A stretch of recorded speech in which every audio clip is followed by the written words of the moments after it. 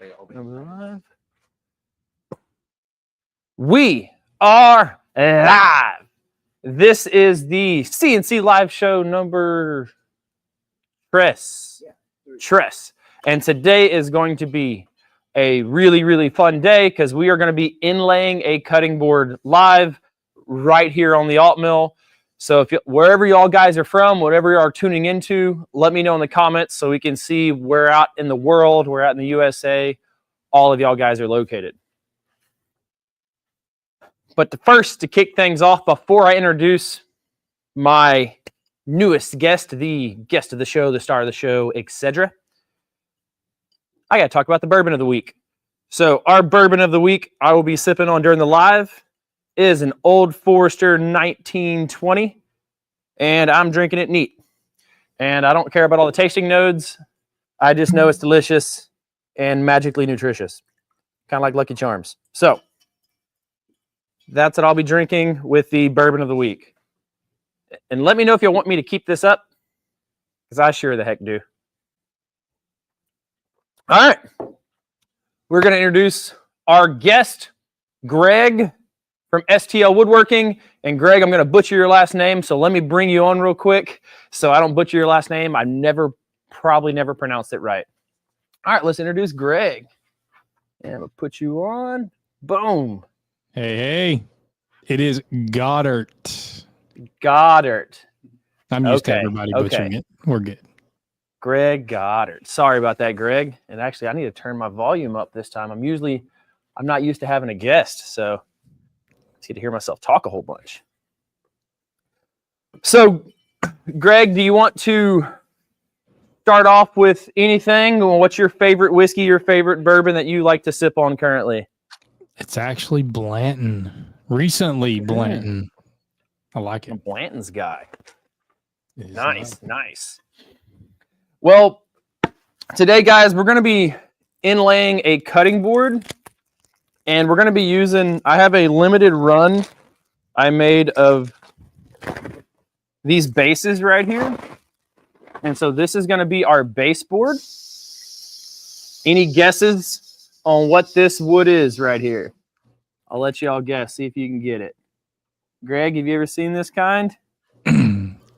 No, actually, I know what it is, but no. All right. See the edge on it? Maybe anybody can get it. Maybe. So we're going to be inlaying a deer into this wood right here. And while y'all are guessing, I'm going to mark the center so we can get started on the inlay as soon as possible. Greg, what is your favorite wood?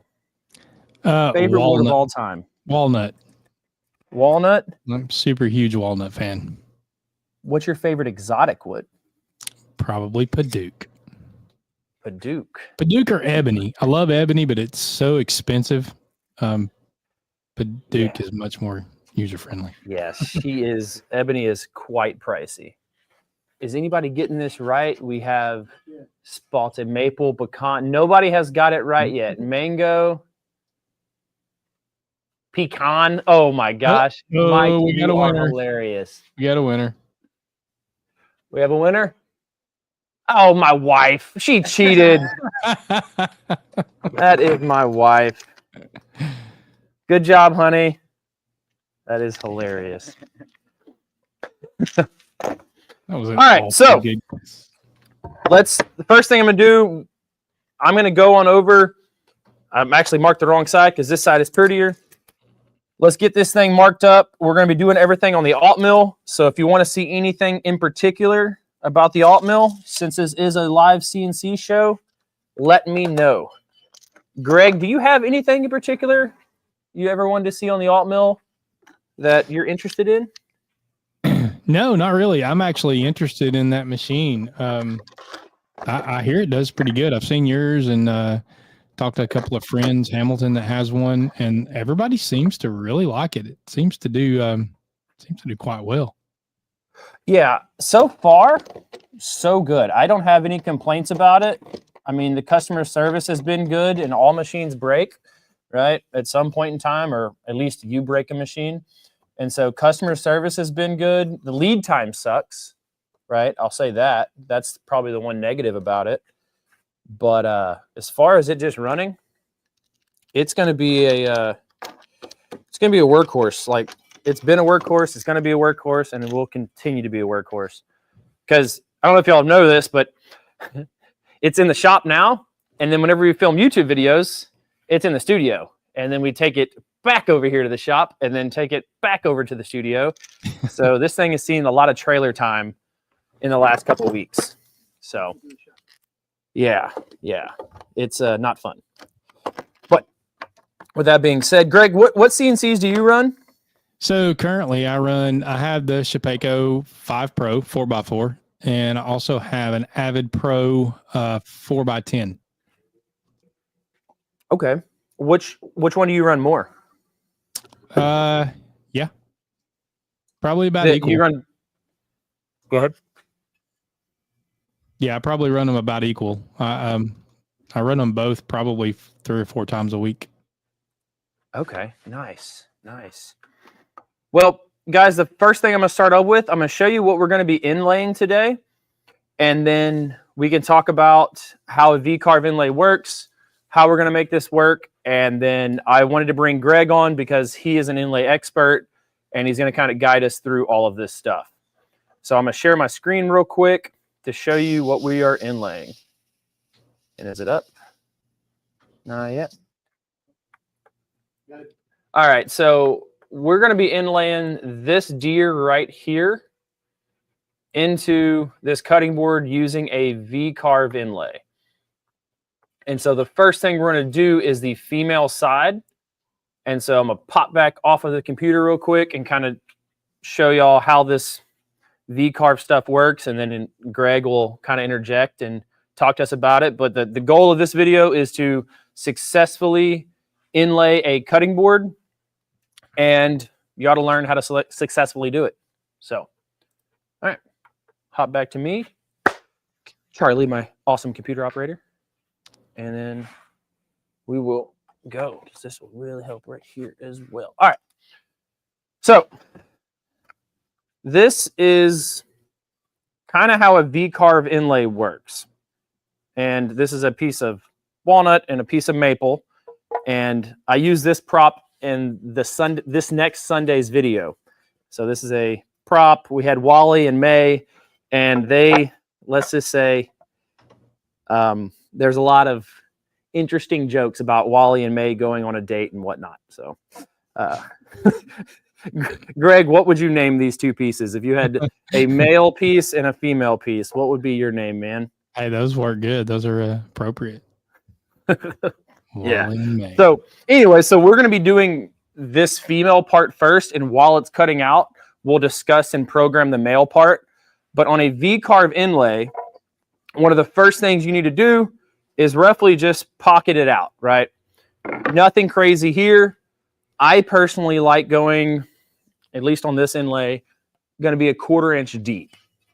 And so we'll pocket down a 1/4 inch deep with just a V-Carve toolpath, and that will do May right there. God, it's just so weird saying it live. So let's hop back over to the software and get to programming that. Greg, how deep do you go in your inlays? So if I'm doing just a normal inlay, probably about the same as you, 1/4 inch, maybe a little bit less than a 1/4 inch. If I'm doing a deep inlay, I'm usually somewhere around 8 or 9 millimeters. 8 or 9. Oh, wow. Yep. Okay. Gotcha. Awesome. Why is that? Do you have any particular reason why you don't go, I don't know, deeper than a 1/4 inch, or, only a 1/16? So if I'm going to do a deep inlay, it's typically because it's on usually a cutting board, because cutting boards typically get surfaced over and over. And as you know, if you have a V-Carve inlay and you're shallow, as you surface it down, that's going to get narrower and narrower, and it could distort, depending on what your inlay is. It could distort it. Okay.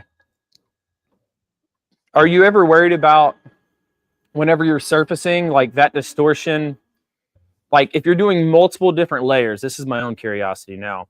whenever you're doing multiple layers, do you ever surface past the first layer depth, or is it everything kind of stacked on top of each other? I don't know if you know what I mean. Like, so you do a one color and then you flatten it out and then you do the other color. Yeah, I try to stack it on top of each other as best I can to keep from having to do that, because you would run into that as you surfaced it down. You'd run into something. How do you keep your Z height so good? You don't use the old eye squints like I do? Paper. Paper? The old paper method. That is my dad's favorite. It is mine. I do the old squint. Somebody said it the other day. What was the old eye squints? That's all I do. So I'm just getting this set up real quick for us.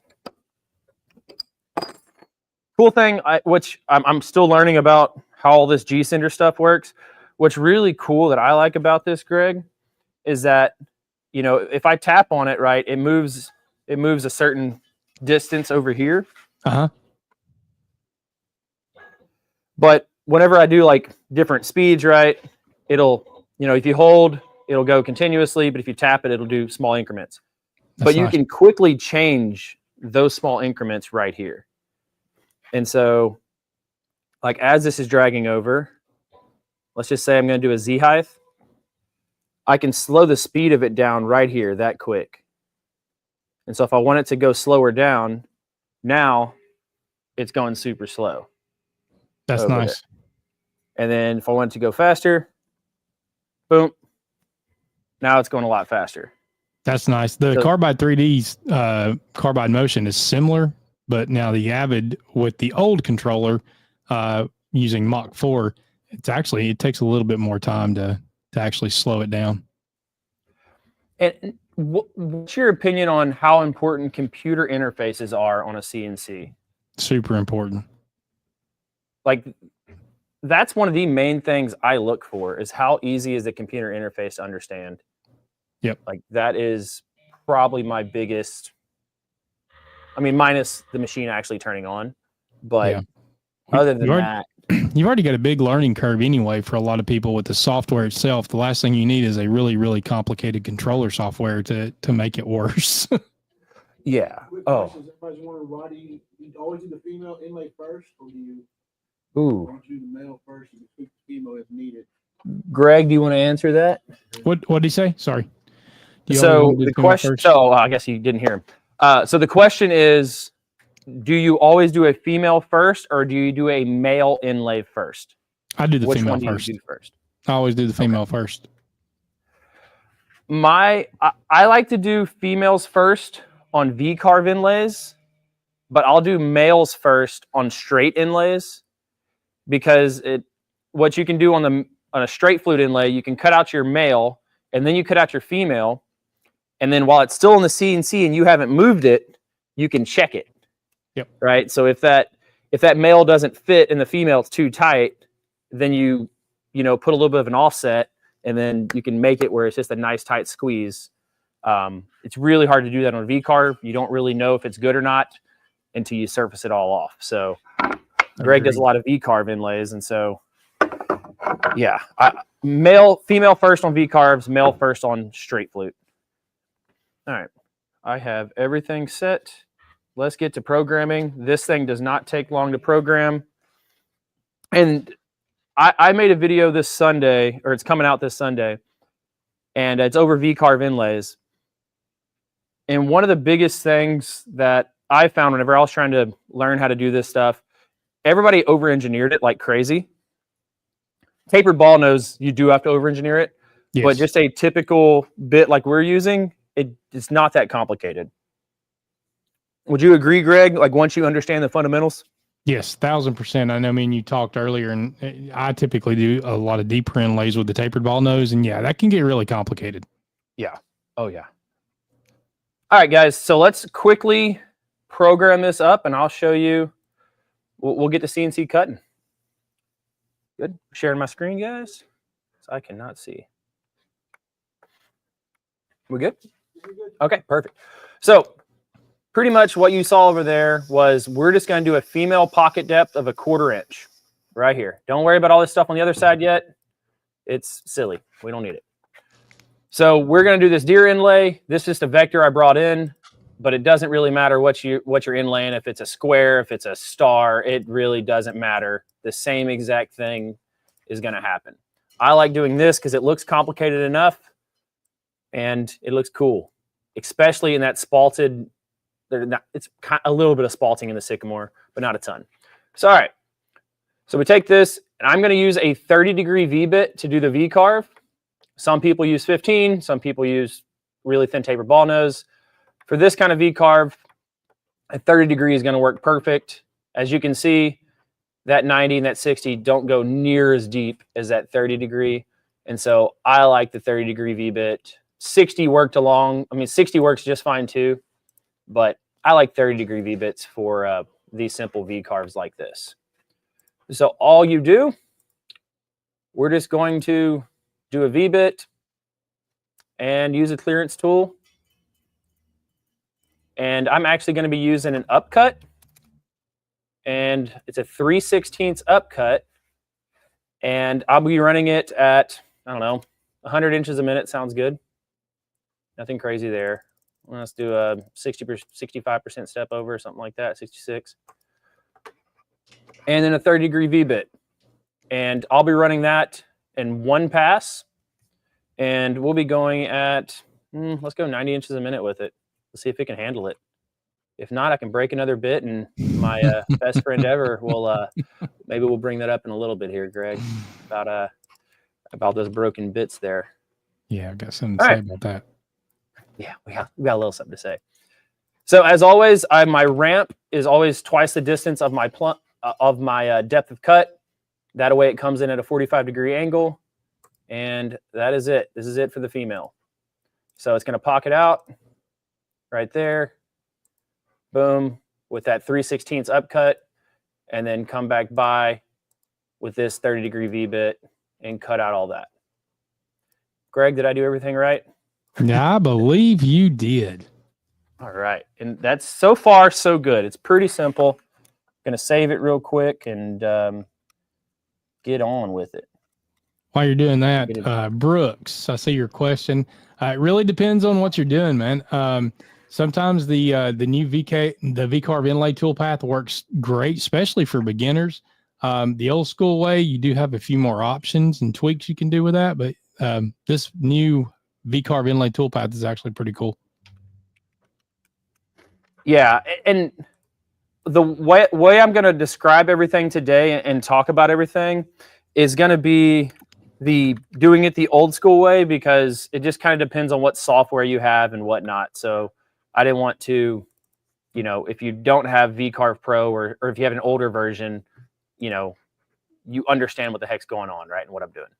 All right, let's plug this into the CNC and get it going. So one of the things, I'm actually using a 3/16 bit while this is cutting out. And I started using a 3/16 bit for whenever I do like inlays and stuff, because if I want to go a 1/4 inch deep, sometimes with that 1/8 inch bit, you may need to take 2 passes. And whenever you do the male one, you actually have to go deeper. So I'm using a 3/16 upcut for this, and upcut's not going to have any tear out because it's in grain. And then the 3/16, I can go a full depth of pass and it still does all that detail work. So I really like a 3/16 bit for doing these inlays like I'm doing. So I'm doing the pocketing first, and then we'll come back with that V-bit. Awesome. Get my whiskey. Let me answer LTX real quick. I see another question he's thrown in here because he talked about my video where I use a tapered ball nose. Yep. Yeah, so if you got the power, you can do it like you're talking about. But one thing to keep in mind is tear out. The shallower passes you can do, the less tear outs you have to worry about. That's why I do it in a bunch of different passes on mine, because they're way, way deeper than what we're doing here. Yeah. Yeah. And keep in mind, I want to try to run stuff because I'm live and y'all can learn from me. And I'd rather y'all learn from me than break something of y'all's own stuff. All right. This is it. Pretty simple. We'll just click go. And it's going to start pocketing out our sycamore. And it's going to do it in one pass. Pretty basic here. All right, so before we break another bit. Yeah. What's really cool is like that 3/16 bit's taking it all out one pass, no problem. And no tear out, nothing like that. So I really like it. That's definitely a good bit.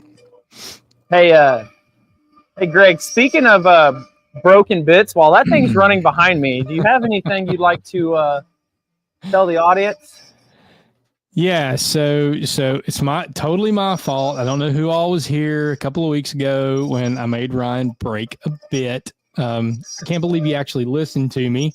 Yeah, well, you know. Yeah. Food for thought. Don't listen to me when I tell you I'm running on a much bigger machine, and I'm telling him the same feeds and speeds. So he's got in his hand. Actually, hold on, no. Hold on. This is even better. Oh, he's got the broken one. Yeah. So if you are part of our very first live stream, I said, "Hey guys, how fast should I run this bit?" This one right here. Now hang that on the wall.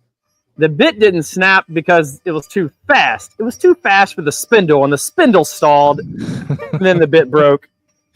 And Greg was, I don't know if he was laughing or unhappy, not happy, I don't know. But I was laughing. I was so laughing. I'm texting Ryan the whole time. It was hilarious. So here's what I wanted to do. I felt so bad about that he broke a bit live. I wanted to replace that bit. But at the same time, no, Ryan's got plenty of bits. He does not need any more. So what I want to do is I want to replace that bit, but we're going to give it away to one of you guys on here. So sorry, Ryan, you don't get the bit. You got to have your own. We're going to give it away. So we're going to draw for this beautiful golden girl. Beautiful, beautiful. So we're going to do our first of 2 giveaways then, because I didn't plan on this, but all right, Greg, I like it. Charlie, let's spin up a drawing, and let's give away this this golden girl. And the CNC's cutting out good, which is good. And all right, so if y'all do hashtag broke bit. Yeah, broke big mountain over here. All right. Not over here, by the way. It's not over here. No. Whoever wins, they'll get your information and give it to me. I'm actually literally, I did buy this bit and had Ryan send it to me so I could give it away because I truly did cause that. So I want to give it to somebody. So I'll be sending it out to you. Yeah. And for those of y'all who are tuned in and don't know anything about Greg or STL Woodworking, he has a great channel and he's super involved in the whole YouTube community, the woodworking community, CNC community. So if you do not follow him, have never heard of him, definitely give Greg a follow, give this live stream a like, all that good stuff. And Greg, if you want to put your information, we'll pin it in the live so, you know, people can follow you and do all that good stuff. I'll do it, man. Beautiful, beautiful. I need to vacuum this up, and I'll give y'all guys a little bit more time to enter. And whenever this CNC stops, we will draw. And what's really cool too, Steven, check out right here. It has a little timer on it, so it has a countdown timer on how long everything's about to take. So that's pretty cool as well. Sweet. And actually, I'm going to see you next week. Yes, that's a good point. So next week, guys, there will not be a CNC live stream because I will be in Atlanta at Workbench Con visiting, well, a lot of the other woodworkers and YouTubers you may know of. So I'll be over there, and I can't take this. It's really, really expensive. All right. Let's draw. We got 59 entries for 60 entries for the broke bit. CNC is done. Oh, 76 entries. All right. Draw it. Let's draw. Boom. Who will you be shipping? It's exciting. Joey. Congratulations, Joey. I actually know his address, but Joey, still send over your information to sales@cscworkshop.com, and then I'll get that over to Greg, and he will ship you that Golden Girl. Greg, I really appreciate you doing that, man. You did not have to. Absolutely. Nah, but I broke that bit, fairness. Yeah, that happened. It's okay. I think the current lead time on an Altmill is like 3 months, something like that. That's one thing I do. That's the one thing I don't like about the Altmill is the lead time. The long mill doesn't have a lead time, but everything else does. So I do not like it about that reason. All right, so now I'll just put my 30-degree V-bit in. You want to make sure whenever you're doing a V-Carve Inlay, Greg, what's the biggest no-no whenever you're doing zeros and you change out a bit? Make sure you get your Z back. Make sure you get your Z back. And another thing too, I'll bring this up, is please, whatever bits, and I say bits, you use to carve your female, use the same exact bits to carve your male. If not, you will have issues. Okay. And why is that? Is that just the geometry of the bit? Well, yeah, geometry and yeah, the only time you'll run into it where it won't have an issue is if there's nothing on the male for the clearance bit to carve, but that's going to be irrelevant because it's always going to have something to carve because it's going to have to carve around wherever the V bit carved. Yes. Well, so I made this mistake only once. Never try to reset your X and Y 0 when doing an inlay. Yeah, don't do it. Impossible. Let's just say that. All right, so I have that 30-degree V-bit. It's going in there. It's going to do one pass. You know, if I had actually, let me talk about the bit just a little bit. So the 30-degree V-bit I'm using, it's going to be one of these solid carbide ones. We have them. Got to give a little plug there. It's a 3-flute solid carbide V-bit. I like these because I can run them really fast like I'm about to run them. And I was on, I think, a Facebook group the other day, or CNC with me, something like that. And they were like, well, why does Ryan run everything so fast? Like, what is he trying to do? Like, what time is he trying to save? I don't know. I like running stuff fast. I'm like Lightning McQueen, man. I just like going fast. So, all right. So we're ready to go. Press start. Simple. Yep.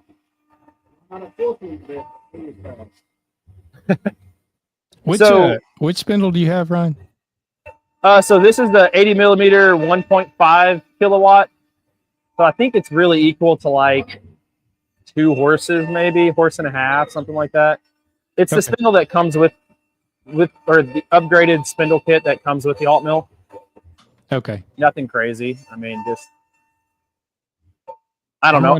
I'm running the on my Shapeco. I'm running the 2.2 kilowatt water cooled 80 millimeter. 2.2 kilowatt water. Yeah, I have that one on the Onefinity. It's definitely stronger than this.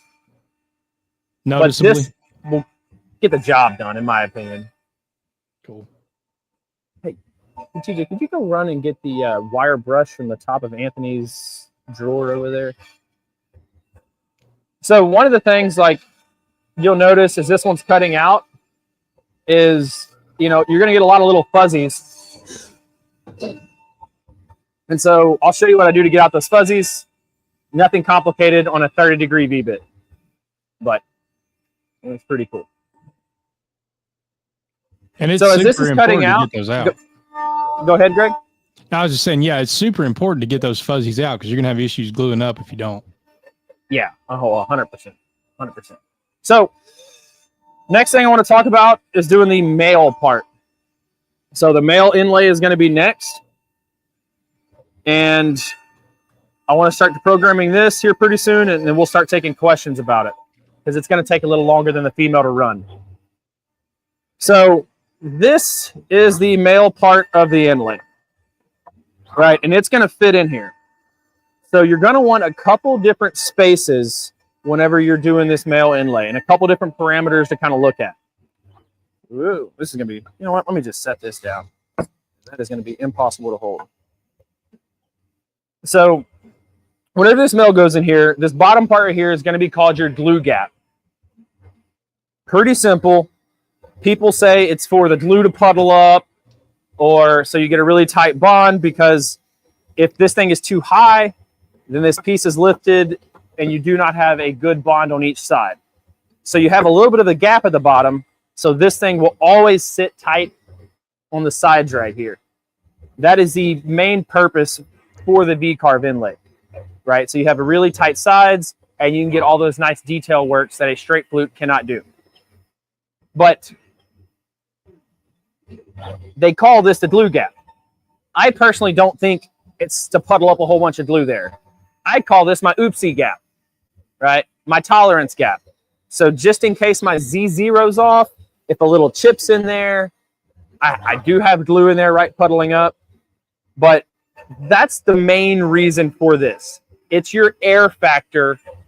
So you make sure that it's not too tall, because if it is too tall, it doesn't straight. It doesn't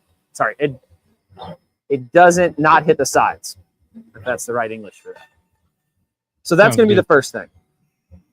I like to do a 0.02 inch glue gap, and that's about a 0.5 millimeter. What do you do, Greg? I actually do a little less. I do 0.01. 0.01. Okay. Yep. And if you're doing really, really tight stuff, I would definitely say to go down on that.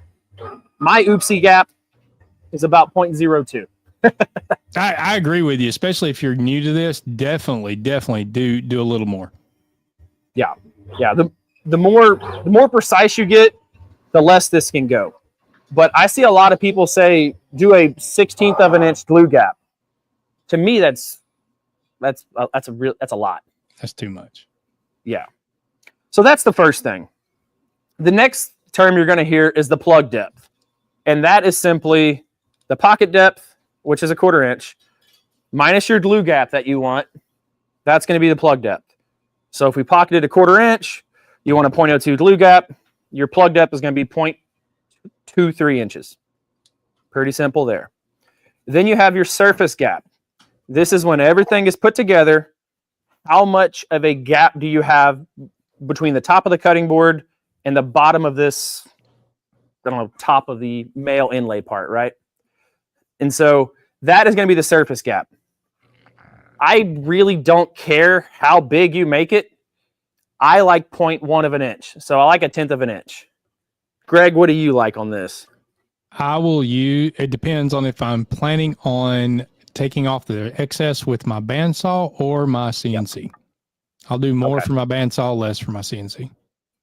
Gotcha. Yeah, and sometimes, you want this gap big because your blade of the bandsaw will fit in there and you can just cut it off. Yep. I like to keep this top piece as thick as possible because, as thick as possible. I'll use 1/10 of an inch, but as thick as possible, because whenever I'm cutting it out, if it gets too thin, it starts bowing and warping. And then if it bows and warps more than 0.02 of an inch, which is your oopsie gap, your glue gap, then you're not going to have a really good inlay. And so I like to, and this is for a really wide inlay, and where you can't put a screw in the middle or anything. But yeah, that's it. That's the 3 parameters. I don't know why it takes 2-hour-long videos to explain that and really hard engineering. So that's it. So let's go program the male side real quick. We should have put a "that's what she said" counter on this video. That is hilarious. Oh, Marcin, I'm so bad on this. We do have whiskey, Old Forester 1920. And then clean the collet. I will, Jack. You collet Nazi. I will definitely do it. I agree. I do need to clean them. Extra collets, folks. Extra collets. It's a consumable. Yes. And when you said that, it's so funny because I cleaned my collets. I didn't switch them out for probably like 2 years. And then whenever I started switching out my collets and getting new ones, my CNC cut is so much better. All right. So this is how we do the mail side, guys. Pretty simple. We on my computer, so I can't see the screen. Perfect. Yep. All right. So pretty much the first thing you're going to want to do is you're going to want to flip it because you want to get the inverse. Because we need it to go in there, think of like opening a book and closing a book. All right. That's the first thing. The next thing you're going to want to do is do an outwards offset. I like to do about a 1/2 inch. So you do that. And then you go in there and clean up any of the offsets that just happened, which I think it was just those two. And that's it so far. Greg, you following? I'm doing everything right? Looks good to me. I'll throw something in here. Even if you're doing a carve that is what you think is a symmetrical shape, still mirror it. I promise you, it's not as symmetrical as you think it is. Correct. I 100%. Always flip and then just put a little border around it. The reason you put a border around it is because when you add that extra border on the V-carve, it's going to pop all of this up right here instead of carving it in. Super simple. It'll just do the inverse of what we just did. All right, so those settings I just talked about right here, this glue gap, plug depth, and surface gap. Well, I did that backwards, but okay. So whenever we do this now, I get my thing, I want to program. And guess what? The start depth is your plug depth. And the flat depth is your surface gap. And therefore, we know if we went down a 1/4 inch and we do have a plug depth of 0.23, that's giving us a glue gap of 0.02. If I wanted a glue gap of 0.05, I would just do 0.2. And that would raise this up like that, and I'd have a bigger glue gap. That's it, guys. That simple. Greg, I'm not missing anything, right? Nope. Pretty straightforward. Now, depending on what program you have, it may ask you for this exact stuff, but this is the old school way back in Aspire 8, 7, something like that. You're able to do it.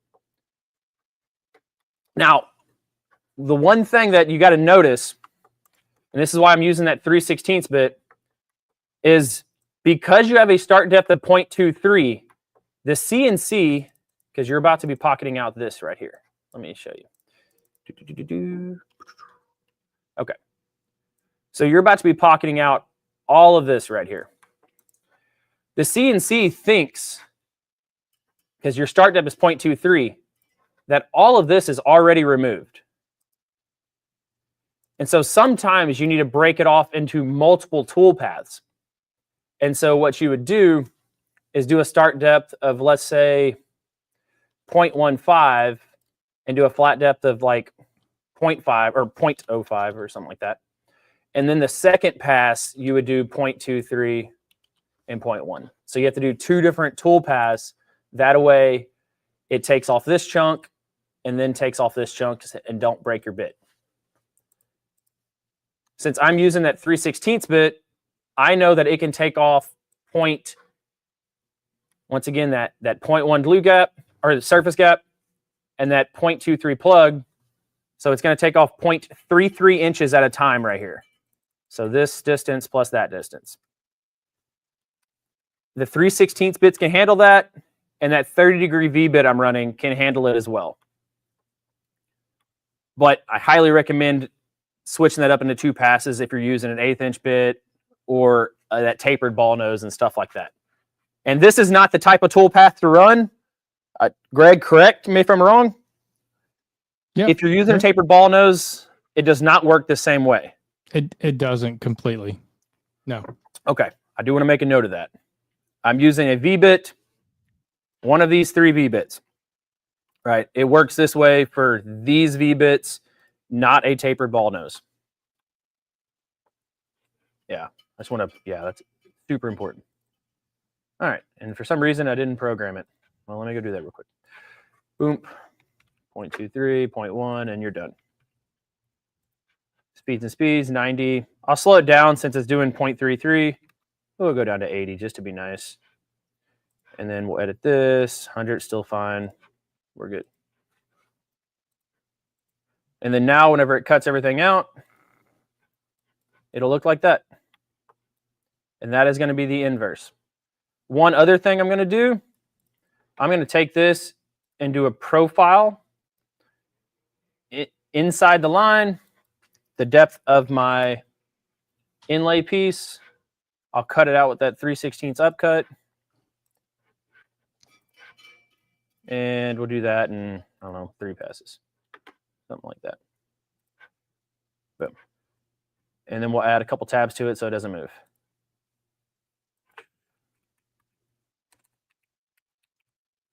Brother's laughing over there. What, did somebody say something, TJ? I said, go as fast as you can. I need another bit.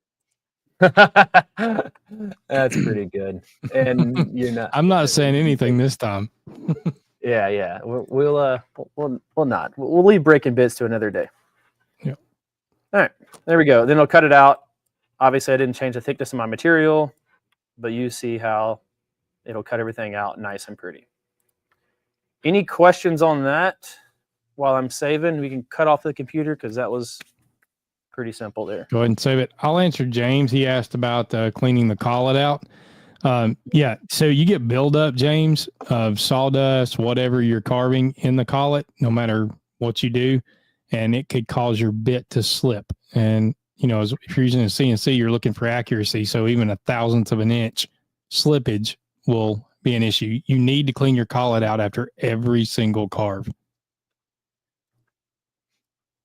Yep. Do I always do it? No. Please ask the question. Do as I say, not as I do. Yeah, I'm a better coach than a player. That's right. All right. Do we have any other questions as I'm getting all this? Because this is not the exciting stuff right here. Negative start. Yeah. Say that again. Well, first of all, is the top gap determined by the glue gap? Pin those if you're reading them. Yep. Is the top gap determined by the glue gap at the bottom? Greg, you want to answer that one while I'm doing this real quick? Yeah, no, I mean, it depends on what it depends on like this one here, he's having to manually set everything because he doesn't actually have the V-Carve Inlay toolpath on his. Now, that is remedied. Am I able to share my screen? You should be able to. Let me share my screen real quick while Charlie, I'm mute me real quick. I'm going to get a little loud over here. So, how do I share my screen here? Present, I think. Share screen. Share screen.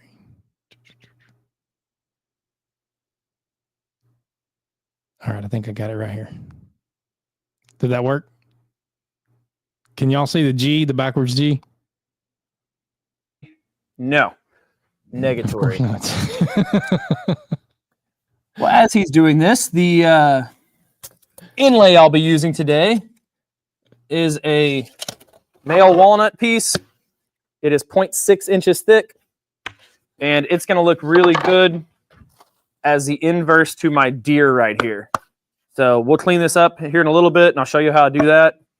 But this is that sycamore panel, and we have, I literally think 8 of them we made. So I'll put the link if any of y'all want that. But yeah, we have 8 of these we made. Very limited run. So if y'all want to get hands on them, I'll put the link. And it's going to look really nice with this. Greg, did you ever figure out that whole screen sharing thing, man? I think me and Charlie's working on it.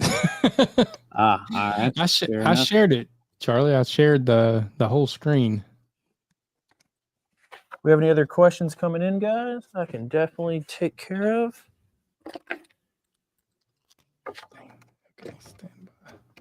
And I don't do anything fancy with setting all this stuff up.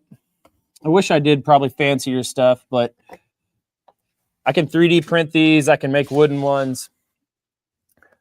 My thing is, if I'm gonna hit a T-slot clamp, I'm gonna hit a T-slot clamp. I ain't gonna just baby it. I'm gonna try to break my machine, break that clamp, break the bit. I go big or go home. Somebody asking you to do a negative start depth. A negative start depth. I've never tried. I don't know. I really don't know on that one. I don't think so. Something tells me I tried once a long time ago, and it did not work. Ended up messing something up. All right, my X and Y are set. I think we got it, Ryan. All right. Perfect. So- I'll hop off while I get this new bit in. So here's what Ryan has a little bit older version of V-Carve, is why he's doing it the old school way. If you do have the 12 and higher version, you will actually have a V-Carve Inlay toolpath, which will be right here. So taking this, ignoring my toolpaths that I have, if you have this set up like this and you go to V-Carve Inlay toolpath, you're actually going to have, you're actually going to have these settings where you can set everything yourself. Here, you're going to be able to set the glue gap and everything. If I can get mine to work. So right here, pocket depth. If I want my pocket 0.31, I set my glue gap manually. I point it 0.01, like I mentioned a while ago. And then surface gap, I've got it, 0.125, because that just happens to be the size of my my blade on my bandsaw. So you can actually set these manually, and it will take care of those gaps for you whenever you're doing the inlay with the new program. That's the cool thing about the new inlay toolpath. Yeah. There you go. And that's like, I wish they had that a long time ago, because the videos that we had 9 years ago to figure out how to do V-Carve inlays was few and far between. Let's just say that. All right. You figure it out on your own. Scientist. Like it was pretty bad. But yeah, and like once again, it's nothing more complicated than little Wally or big Wally going into little May. I don't know, however y'all want to do it. But yeah, so as Wally goes into May right here, yeah, he just, he's not touching the back, but he is touching the sides. Sometimes that's all you need. All right. That was fun. That was the old Forester 1920 talking. All right. I got jokes. All right. I did clean out my collet while Greg was talking. That was so funny. I did clean out my collet. Materials held down, Z0, X and Y0. We're ready to start.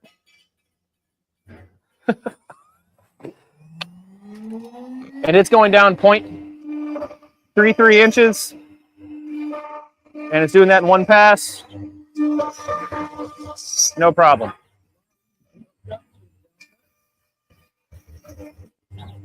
So on end grain, right, all the grains are like this. And so whether you use an upcut or a down cut, you're not going to have tear out on the top, right? Because when you're doing an upcut with long grain, all the grains are like this.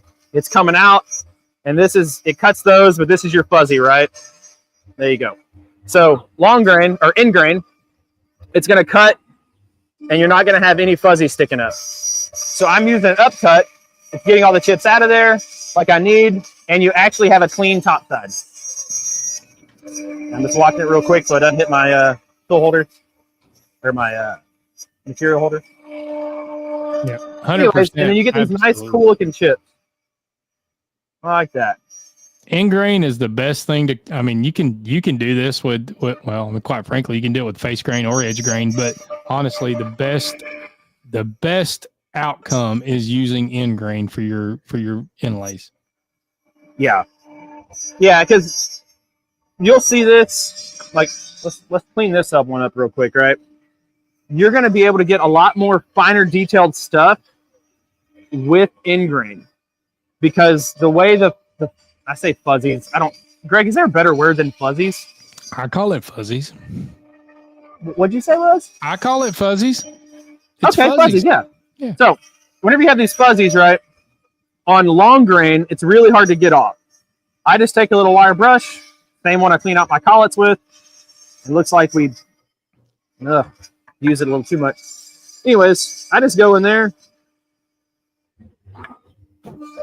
and I get out all these little fuzzies. Super simple. Nothing crazy. If you don't have one of those, the only other thing I would say is if you got compressed air works pretty good, but I still, even with compressed air, I still use a brush. Yes. Oh, 100%. And I'll still go back through here, use a knife if I need to, clean it up. But get these little sets from Harbor Freight. Cost a couple bucks, and they are fantastic for cleaning out collets and cleaning out inlays. I'm not sure blowing on it was what I meant by compressed air, but yeah. Well, no. Yeah. It's very compressed. We're talking about like 2 or 3 PSI right here. That's good stuff. Love it. The next thing, we are going to be doing another giveaway at some point in this live stream.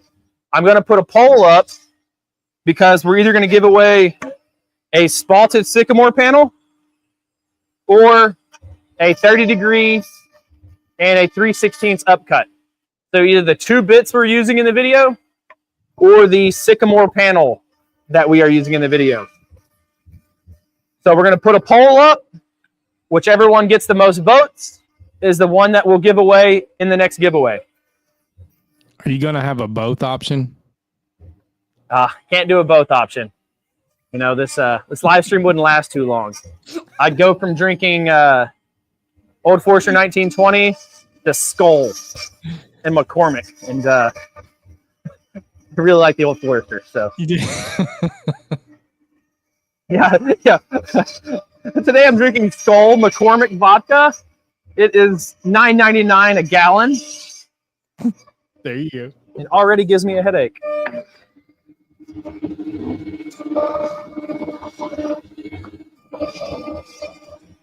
That's looking good. Yep.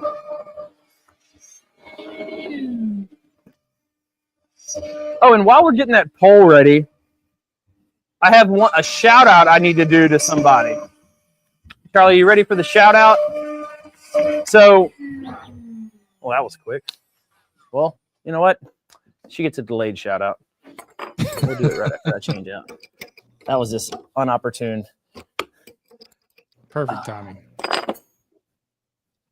Oop. Taking it out. Compressed air. Blowing out my collet. Just kidding. Greg, what do you think of the live stream, man? What do you think of live on a CNC? I think it's pretty fun. Out for you? I think it's pretty fun. I know it's super difficult. A lot of people don't realize how you got to pick exactly what it is you want to carve out, or otherwise we'll be here for hours. So yeah, it's complicated. Yes, this is extremely and you kind of got to you can't guess too much either. So you do kind of know what you're doing in a relatively fast time. Yep. So it's interesting. Good thing I'm drinking while I'm doing this. It makes it even better. Yeah, drinking and power tools is super important. Yes. Late at night, drinking, power tools, expensive equipment. I'm drinking water. Sawdust in it. I can't say. Well, let's just say I did break a bit the very first time, and I wasn't drinking that first show. So I haven't broken a bit since. The person who told you what to run to that may have been. You're funny. You are a funny guy. You funny guy. All right. So we're going to run this 30-degree V-bit, and it's looking like making sure it's all right. Actually, it's not going to take too long. So I do want to give a quick shout out then. Carve time? Carve time is looking like 4.5 minutes, it says. So G-Sender does give you a good carve time? Yes, very accurate. Oh, cool. And we'll run it. It's not too loud. It's not too loud. So the shout out I want to give, slightly delayed at this point. Yeah, look at that 30-degree V-bit. Hogging it out, baby. That's a beautiful sound. So shout out I want to give is to our CNC champion of the week. And she's been a follower of us for a very long time. Terry Pitts. And Greg, you may know of her as well. I actually do. Yeah, so she's been, I guess, loyal in the CNC world for a long time. And she left us a review. She actually did an inlay with our inlay kits. It's a beautiful J. And I just want to thank you, Terry. We will be doing a CNC champion every single week. And you are the first. So I just want to thank you so much from all of our team, everyone here at CIC. Really appreciate you. Awesome, Terry. I think she's actually on tonight. I think I saw her a minute ago. Okay, she good. said something. TP. Is that? Yes, she's here. Awesome. Okay, awesome. Well, Terry, you keep doing your thing. I really appreciate all the support, and it does mean a lot to us here, the whole team here. One thing I'm going to adjust so it doesn't hit it. There we go. Okay, we're good. Yep. Any questions on this? Is this becoming simpler? Like with this here? Hopefully I'm demystifying this whole V-carving thing. Yeah, I think that's a very good prop. Like seriously, that's a really good demonstration of actually how it's actually laid out. Okay, good. It's actually bad cutting boards that we had in the back of the shop. Hey, it works. It works. So, repurposed. took bad cutting boards, put it on the front. All right, what are our poll results saying? Oh, this is cutting out here.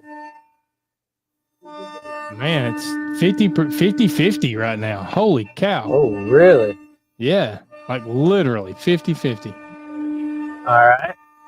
Oh, somebody asks, so do I like the Altmill better than the Onefinity? Yep. Yep. I do. 100%.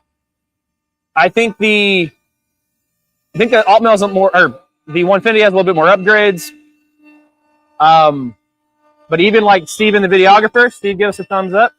You know, he came on, knew nothing about CNC, so all he saw was the Onefinity or our big machines. And when we started running the Altmill, he was like, "This thing is really, really good." I'm like, "Yeah, I know." It didn't like. We had a couple times where I ran the Onefinity, everything shaking, and a little switch would come loose and it would just stop. And it's like, well, like.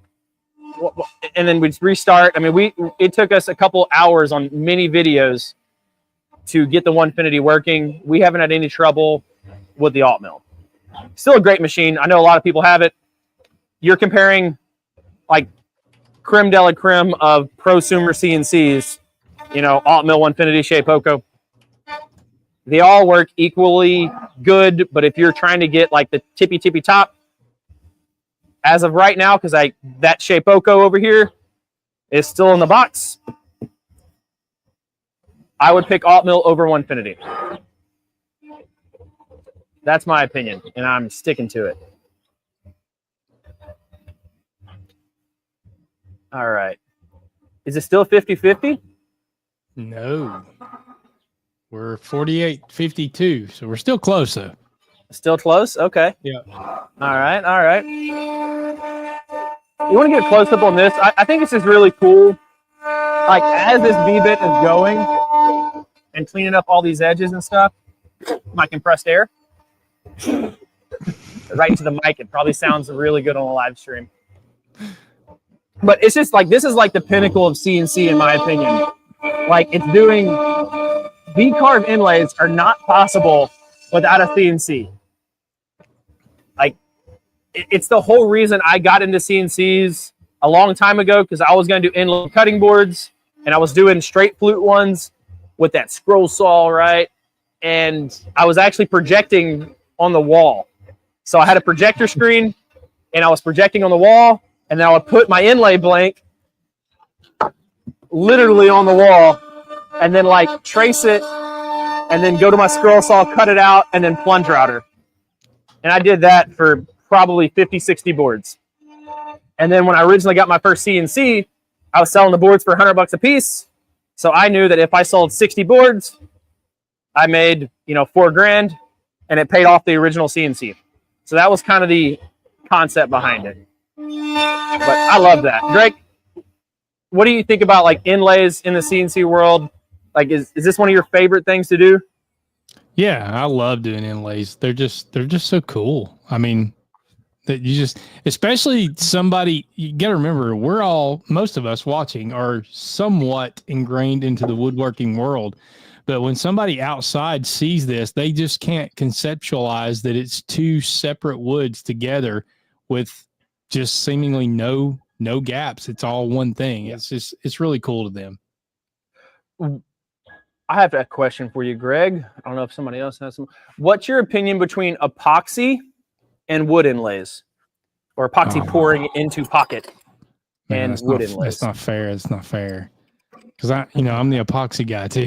So yeah, it's really all on what you're looking for. I mean, inlays, you can do that on a cutting board, and you've got a completely usable cutting board.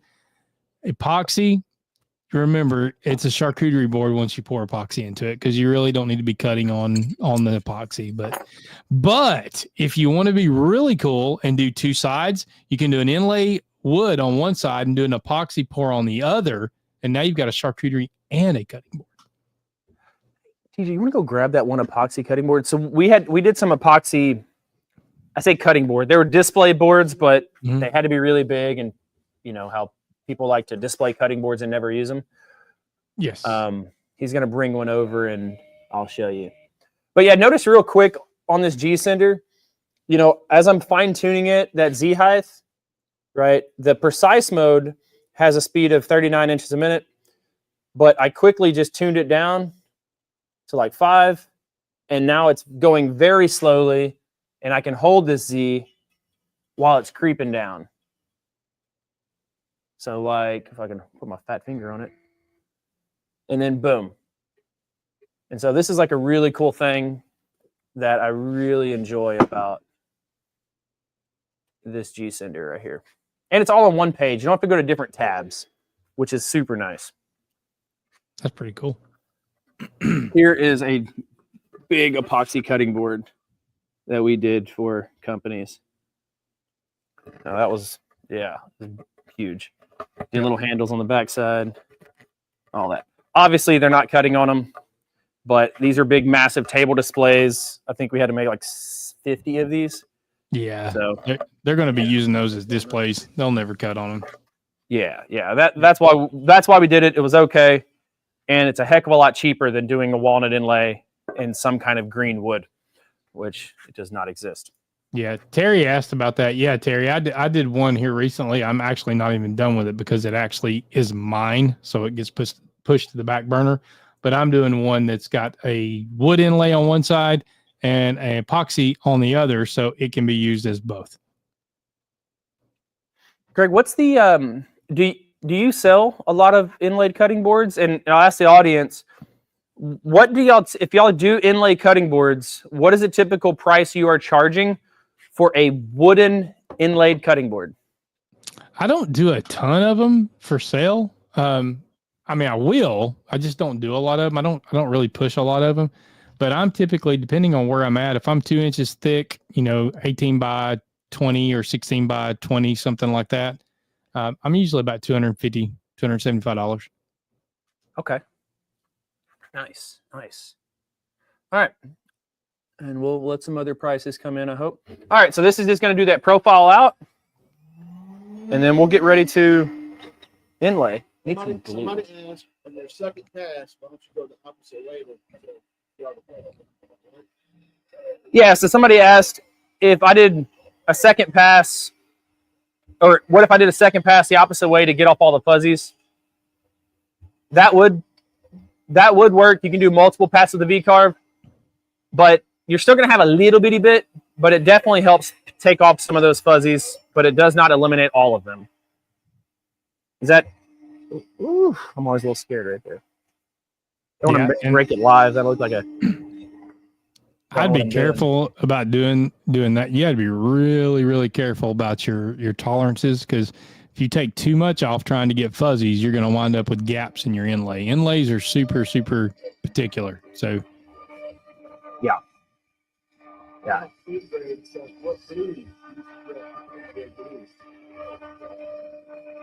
Greg, what glue do you use on your epoxy, or not on your inlaid cutting boards? You said what glue? Yep. So it depends. So if I know the customer is going to absolutely not use this as a cutting board and they're really going to display it, I can use whatever. Doesn't matter. But if it's truly going to be used as a cutting board, you need to stay with Type Bond 3, which is going to be your waterproof glue. You really still need a waterproof glue if it's going to truly be a cutting board. Good. I'm a Type Bond 2 guy, but for inlays, I could definitely see where you need Type Bond 3. All that waterproof. And that comes back to this part right here. You'll notice whenever we're about to inlay this, or we're about to squeeze it together, when people put this glue gap too big and it spans across a wide spot, let's say like this wide, you have this gap. And whenever you have that gap, in ingrain, that glue really soaks into it like a sponge. And so you end up with this being hollow because the glue can't make contact on both sides. So while it may just aren't sticky enough to really stick together, right? So you have to make sure that that glue gap is really small, because at least over a wide span, because if not, it's going to sound hollow and you're going to knock on top of that cutting board and it's not going to sound good. And then what happens, water gets underneath and then it gets all moldy. And then your deer right here on the chest is going to have mold growing out of it. Personal experience. Had it. Couldn't figure out why. I'm like, why is mold growing right on the center of my deer chest? This inlay is kind of sentimental to me because this is one of the first type of inlays I did. So boom. Now we have our deer. Use that wire brush real quick. Wire it all off, my compressed air. Right there. Anyways, I'll clean this up. And then we will get to inlaying it on that inlay press. And I want to stick around because this is a different inlay that I did on a video that's coming out on Sunday. And I'm going to see if I can surface this off for you live, just so you can kind of see what it is. I'm not going to be able to finish it out fully, but you'll see me surface this off, and it's pretty cool. But yeah, so we're just going to come in, clean this up. If you have a really fine inlay, you do have to worry about these tiny pieces. The good thing about that 30-degree V-bit doing these inlays is that it's not going to break off, or it's least likely to break off. Greg, would you say with a long grain board, you're going to have a little bit more chip out? Oh, 100%. Or less chip out? 100%. Yeah, a long grain board's a pain in the butt when you're doing inlays. You can do it, but you have to be really careful, and you have to really think about your order of operations whenever you're carving everything out, and make sure you absolutely do your V carving first before your clearance tools, so you get less tear out. Okay. Somebody asked a question too. Asked about wouldn't it be sealing the wood with epoxy help reduce fuzzies and minor tear out? So theoretically, yeah, it would, Ron. But the thing is, you got to remember when you're doing inlays, you've got so much margin for error, or small margin for error, because of the gaps and everything. You don't want to put something in there that's going to take up space. Yep. And that does, I mean, I come from the time side. That's a lot more time into it as well. Mm-hmm. And time is money. All right. So for time's sake, this is pretty cleaned out. So we're going to press it together real quick, and then we'll surface off that other one. Do we have a clear winner on the poll? Yeah, I believe so. Sweet. What is the winner? Looks like it's going to be the bit. Ooh. Okay. Well, then we have one more of those limited edition sycamore panels, because I don't plan on doing too many of those. Well, hang on. Oh, it could change. So there's a poll, guys. Whichever one wins on the poll is going to be the thing I'm going to be giving away. It's either this spalted sycamore panel, a little bit of spalting, or the 2 bits that I use, which is a 30-degree V-bit or a 3/16 upcut. Oh, how many of y'all guys built this or made this inlay press that we cut out last week? Let me know. And if y'all have not gave this whole live stream a thumbs up, a like, please do so. And if you have not followed Greg on social media, Greg is amazing. He does a lot of good work. And if y'all could give him a like and a follow, he would really appreciate it. Absolutely. Hey, Ryan. All right. Yes, sir. Let's go ahead and draw. Let's do it. Looks like the V-bits won, so you looks like you're giving away bits. All right. So the drawing is going to be for a 30-degree V-bit right here and a 3/16 upcut. So these 2 bits we will be giving away. Boom, boom, boom. Let's do the drawing. Oh, wow. Best stream ever. Okay. So to enter, hashtag best stream ever. And yeah, let's make it happen.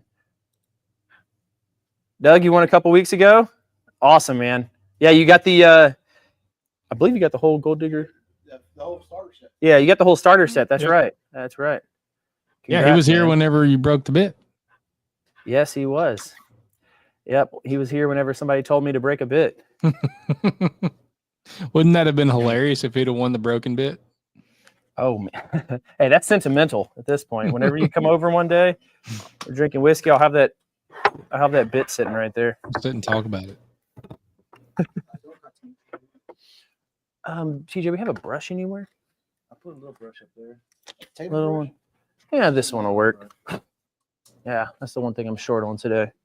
All right, so while all those streams are coming in, or all those things, He's good. He's good now. I'm going to put some glue in this inlay and we'll press it together. And I will reveal this later on the scenes on a YouTube community post. I'm going to make one of those inlays or one of those presses. Yeah, it's pretty cool, man. It's handy. Yeah, Very handy. I think it's going to be cool. I'm actually going to. It's funny. I'll tell you what I'm going to make it out of later. But yeah, I'm going to make me one to play around with it. Yeah, I mean, because when I was doing all these, that was the hardest part, or the not funnest part. Yeah. And so I decided to make it a little less not fun and a little bit more exciting. So whenever you're putting glue on inlays, guys, Greg, can you put too much? No.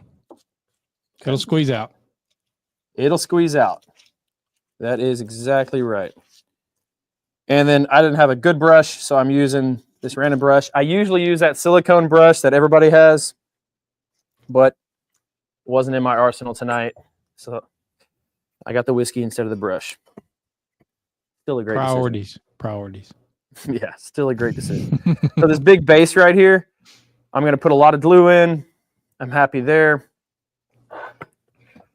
And then do we have any more drawings still coming in, names coming in still? They're still coming in. Keep in mind, everybody, with the way this program works, you only have to type that in once. It doesn't give you any advantage if you type it in more than once. Yes. Yeah. I'm not going to ship you. You don't get entered more than once. It tracks you. It knows. AI. Real quickly, I'm not going to press this yet. One of the things I do is I do like a quick, I guess, wet press. And so I'm pressing it down just a little bit. And not that this really matters too much, but I press it down and then I'll pull it up and make sure that glue's hitting in all the spot. It's just a me thing.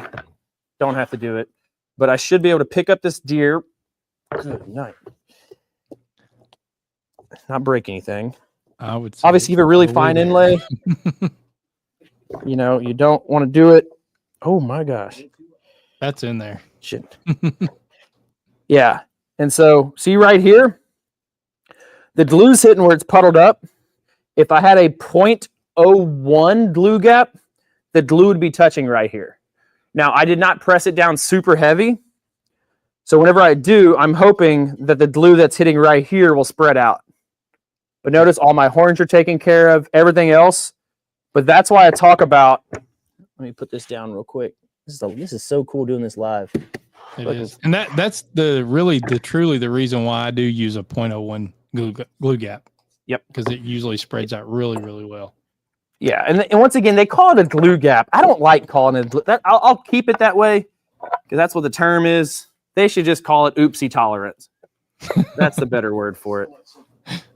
So once again, because I have that 0.02 glue gap where they just say puddle up glue, glue's like water. It settles, guys. And so that's why Greg uses that 0.01 because that glue would be touching everywhere.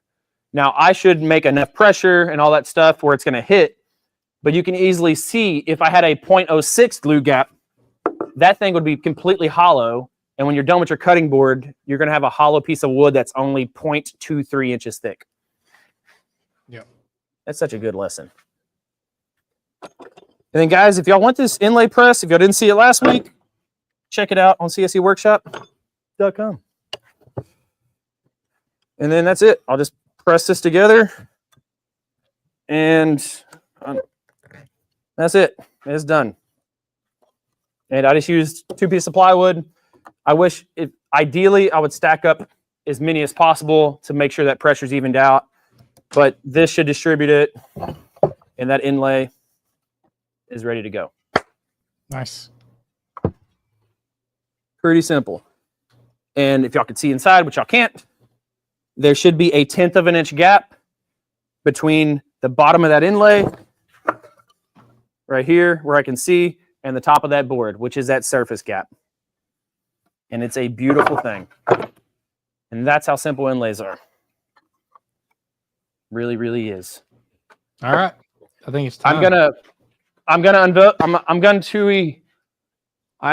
to reveal that on a YouTube community post in a few days to let y'all know how it turns out. All right, let's draw.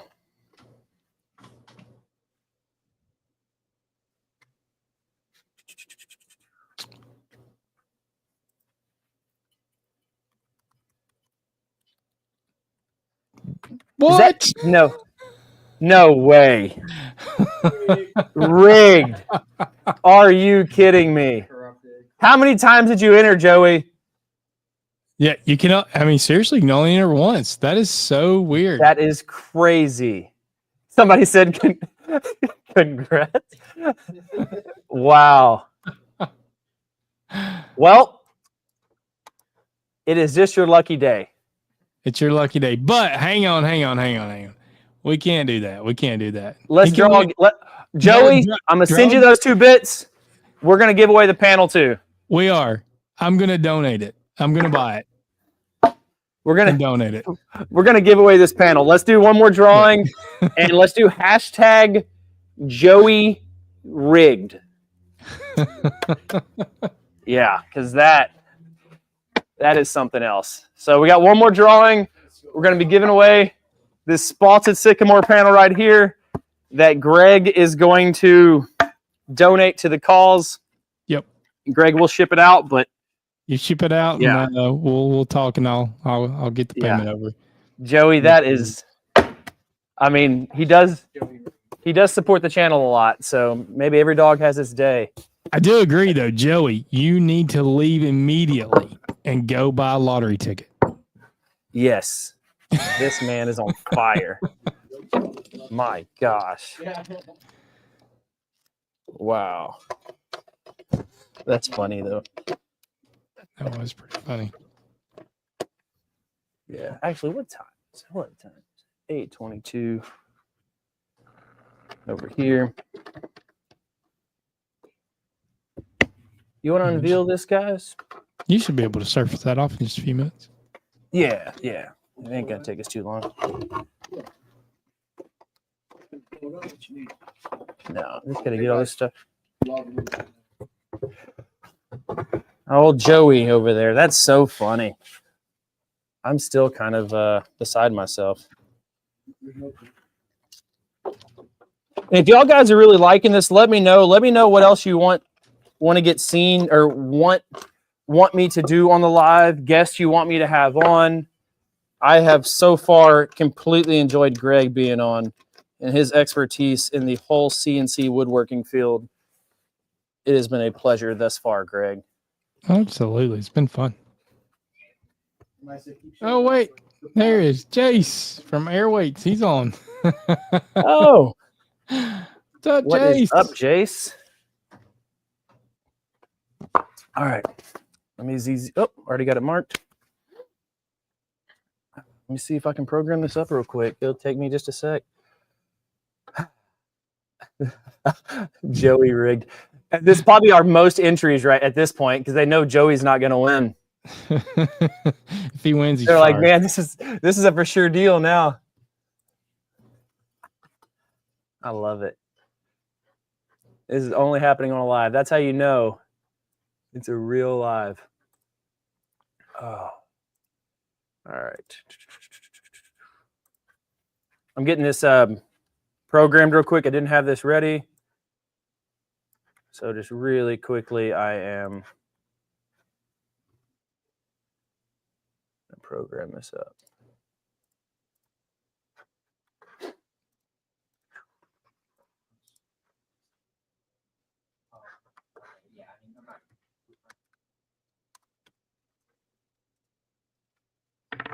Using Dan, I am in North Georgia.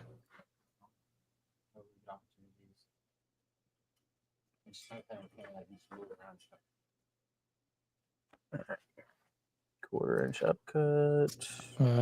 James, my screen. you can contact me. Look at my website, STLwoodworkingshop.com. My email's on there. If you need to ask me a question, just shoot me an email.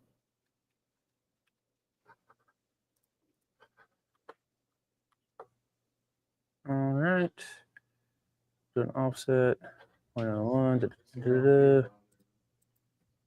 I know it's the one that Yeah. we did. Oh, okay. Yeah, for the YouTube video.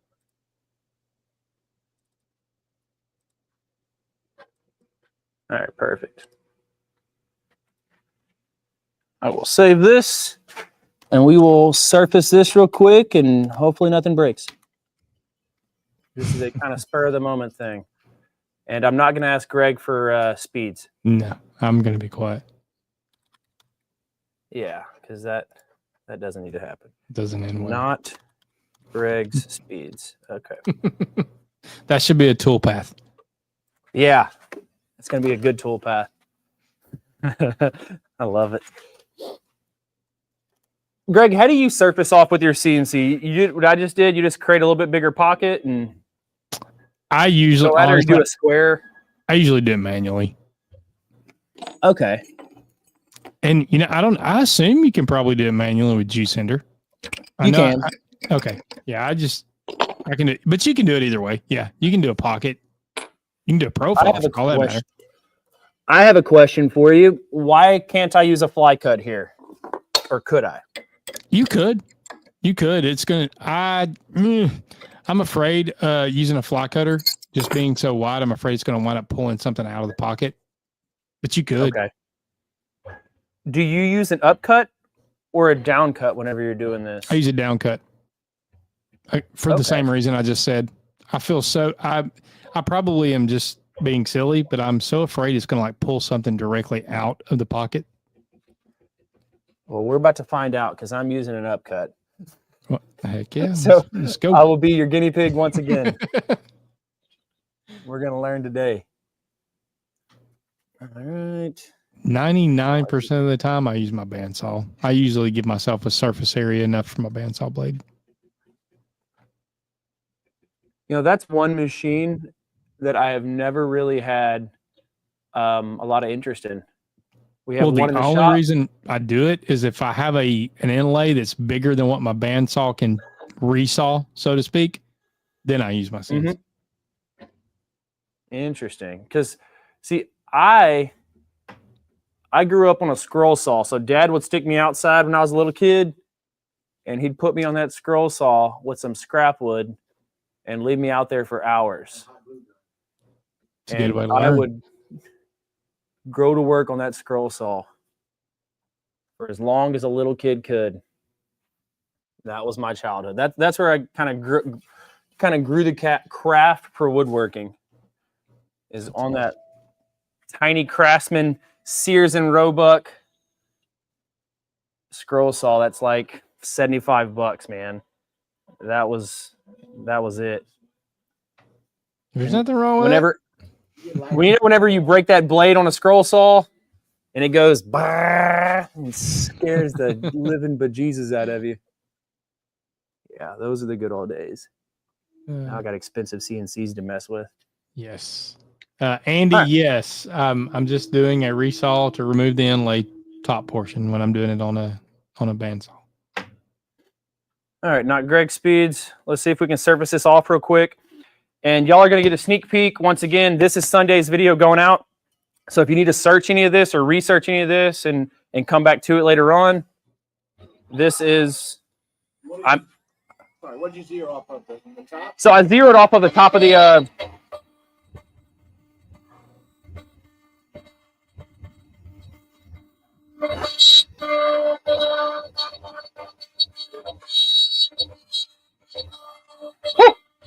You doing Okay. a pocket?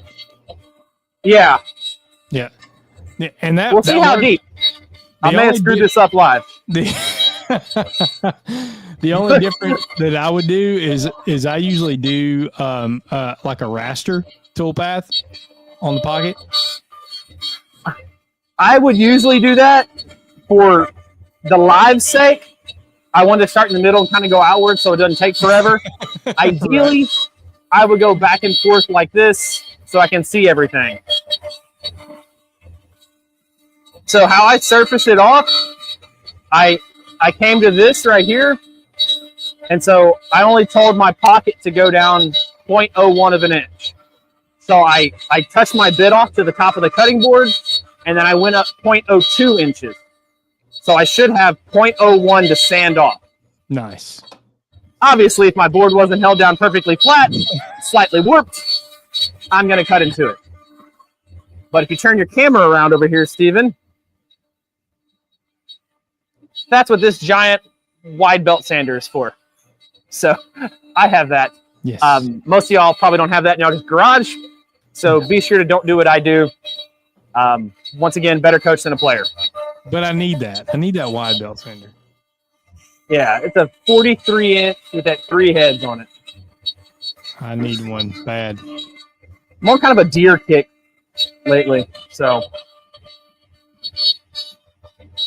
but yeah, that's how you surface it off. So whenever this one right here is done and it dries, Greg, I got a question. How long do you let it dry? Overnight. Just overnight? Yeah. In the plant? How do you ever let it set out to level out? Nope. I just do it overnight. It's good to go. It's really, truly, in about 4 to 6 hours, you could probably go ahead and surface it. But I just always do it for overnight. Good.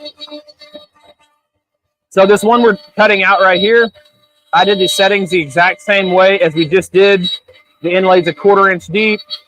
I have a 0.23 plug depth on it and that 0.02 glue gap. So Wally already got all up in Miss May about a day ago. You want to get to the planer? Ooh, Greg, we got a question. Can we run an inlay through a planer? Yeah, you can. I would highly, highly recommend that you have a helical head. But yeah, you can. Okay. And as soon as this finishes, guys, we will do the very last drawing. I get so excited cutting with CNCs that I do forget about the drawings. So, but as this is coming out, this is almost done. I would definitely do a raster instead of an offset, but I thought it'd be really cool in the live to do it. I was wrong. It scared the bejesus out of me. Andy, you can't, when you're running an ingrain on an inlay like this, you can do that. It's a little bit different than running an ingrain cutting board through, because you're not actually going to touch the surface of the cutting board itself. You would wind up leaving like 1/1000th of an inch of the male portion sticking out that you could sand off with a, drum sander or whatever.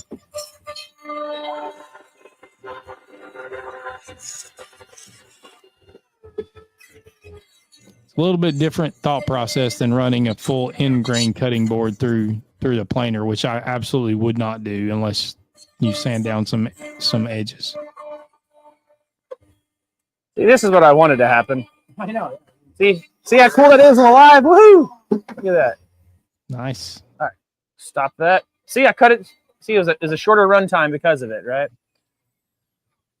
All right. Get these alarms because I stopped the machine. That's really cool. So whenever you get alarms on the Altmill, there's a little question mark. I don't have it on right now, but it'll tell you what the alarm is. So it doesn't just give you a random code that you have to like call customer service for. And then it'll link you to a page with all the FAQs on how to fix that alarm, which is kind of nice. Nice. So Greg, I am happy to report that Upcut did not pull anything out.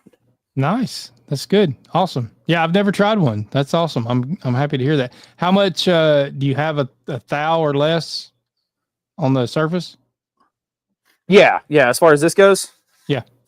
Yeah. I mean, just it's really about flush. I shouldn't have did it that close. Nice. But that is a beautiful looking inlay. I'm glad to hear that. I probably will play with that later because I've never messed with an upcut for that reason.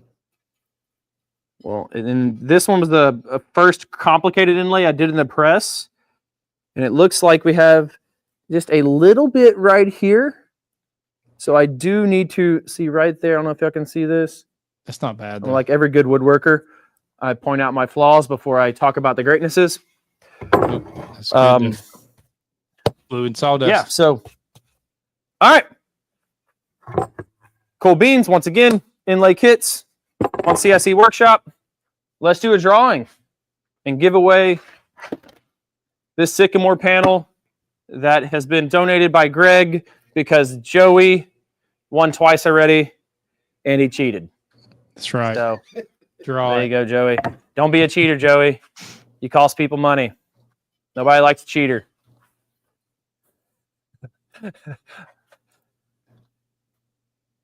No way. Are you kidding me? Oh, okay. Oh, I was about to say that was going to be hilarious. SP. Congratulations, SP. Message sales at cscworkshop.com and we will get it off sent to you. I love it. Oh, not workshop. Sales at CSE Workshop and message us there and we'll get you that sent out. Yeah. He's walking taller tonight. Oh man, that's awesome. I can't believe he's still here. He needs to be going to buy a lottery ticket. Yeah, you need to be buying whatever scratch offs you can. Lottery tickets, whatever you need to do, man. Buy a raffle ticket or something. Guys, Greg, do you have anything else you want to cover? I mean, we've been on here an hour and a half and we covered inlays and gave away 3 things only to 2 people. I think But- it's been good, man. I appreciate it. It's been fun. Yeah, and once again, guys, follow Greg. Check out the Altmill. Check out our stuff. We will not have a live stream next week because we will be at Workbench Con in Atlanta. But we'll be live next week, probably on a Shapeoko. So I may have to have Greg Awesome, back awesome. to tell us a little bit about that. Yeah, that's what I run. I run a lot with Shapeoko. Hey, who's going to Workbench Con? Anybody in the comments? Yeah, anybody in the chat going to Con? Workbench Con? If you are, I will come be say there. hey. I'm sure you'll see us walking around. I know there's a couple of people going to be there. Yeah. Guys, with that being said, I appreciate you. I really appreciate you guys watching. It does mean a lot that you're tuning in and supporting Cutting It Close, supporting Greg and STL Woodworking. I will see y'all next time. A peace. Just kidding. I'll never do that again. If you ain't cutting it close, you ain't cutting it right.